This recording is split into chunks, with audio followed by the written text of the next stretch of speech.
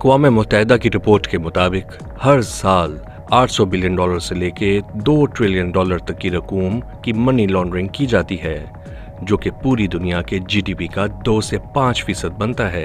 ये एक आलमी मसला है। आइए पहले जानते हैं कि मनी लॉन्ड्रिंग होती क्या है, ये कैसे काम करती है और कौन कौन से हरबे इस्तेमाल किए जाते हैं। और हम ये भी जानेंगे कि दुनिया के अब तक के बड़े बड़े मनी लॉन्ड्रिंग के स्कैंडल्स कौन से हैं। What is money laundering?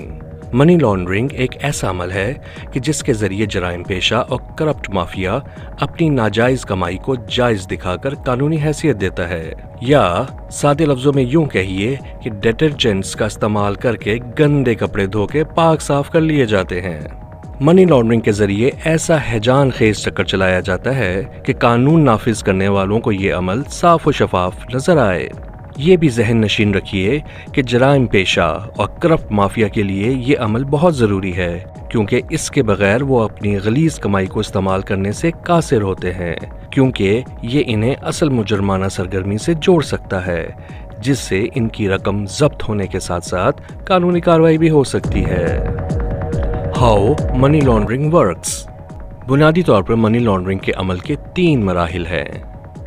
Placement, पहला कदम नाजायज ज़राए से कमाई गई रकूम को किसी जायज़ कारोबार या जायज़ मालियाती निज़ाम के अंदर दाखिल करना। लेयरिंग, दूसरा कदम लेन देन का ऐसा चक्कर चलाना या ऐसी बुक कीपिंग की चालें चलना कि जिसके ज़रिए रकम की असल जड़ को छुपाया जा सके। इंटीग्रेशन, तीसरा कदम लॉन्डर शुदा रकम को जायज़ अकाउंट से निकाला जाता है ताकि मुजरमों के मज़मूम मकासद के लिए इस्तेमाल किया जा सके। Methods of money laundering. Money launderers बहुत शातिर दिमाग होते हैं, अपने मकसद के हसूल के लिए नित नए और मुख्तलिफ तरीके इस्तेमाल करते हैं। आइए चंद मारूफ तरीकों पे हम भी नज़र डालते हैं। स्मर्फिंग, मनी लॉन्ड्रिंग की ये एक आम शक्ल है। इसमें पकड़े जाने के खौफ से रकम को छोटे छोटे हिस्सों में बांटकर मुख्तलिफ खातों में जमा करवा दिया जाता है। एक्सचेंजेस, मनी लॉन्ड्रिंग के लिए करेंसी एक्सचेंज और हुंडी का इस्तेमाल आम है।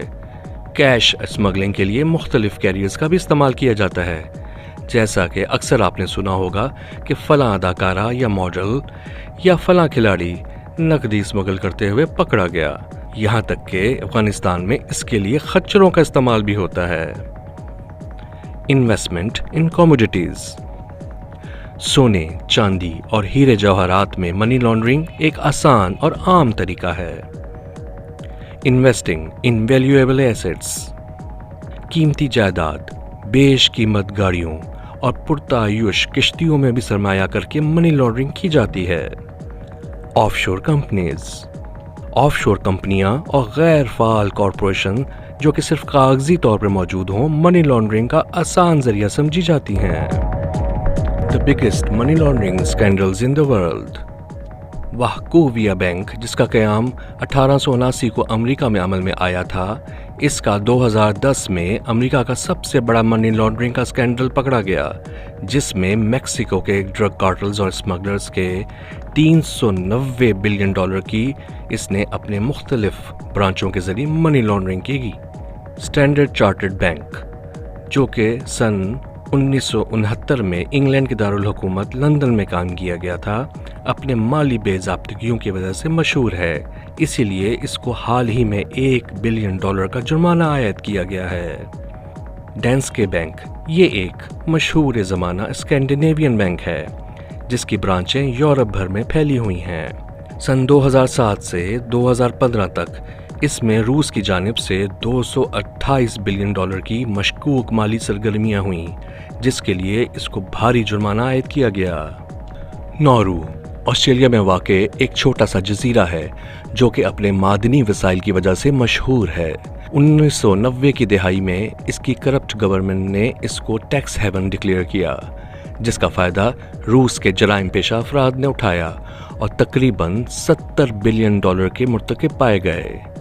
बीसीसीआई बैंक का क़याम सन 1972 में लग्जमबर्ग में पाकिस्तानी बिजनेसमैन आगा हसन आबदी ने किया اور جلد ہی دنیا بھر میں اس نے اپنی شاخیں قائم کر لیں۔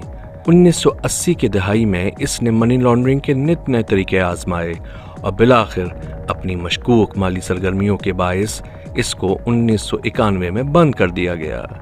جی دوستو، امید ہے ان معلومات سے آپ کا ذہن اور آنکھیں دونوں کھل گئی ہوں گی، کیونکہ ہر چمکتی چیز سونا نہیں ہوتی۔